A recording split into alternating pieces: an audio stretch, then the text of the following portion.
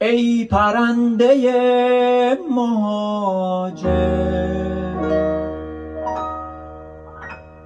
سفرت سلامت اما به کجا میری عزیزم؟ قفس تموم دنیا.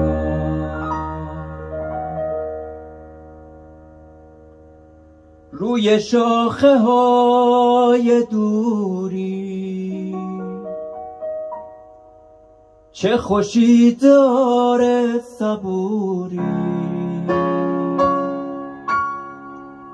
وقتی خورشیدی نباشه تا همیشه سوت و کوری.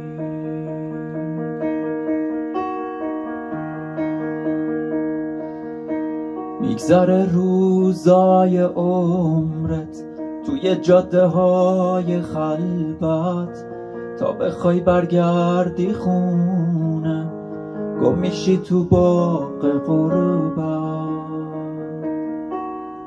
واسه ما فرقی نداره هر جا باشیم، شب نشینیم دلخوشیم به این که شاید سحر رو یه روز ببینیم.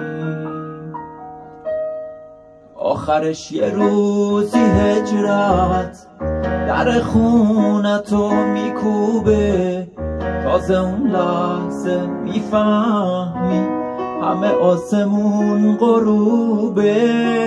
آخرش یه روزی هجرت در خونتو میکوبه، تازه اون لحظه میفهمی همه آسمون غروبه.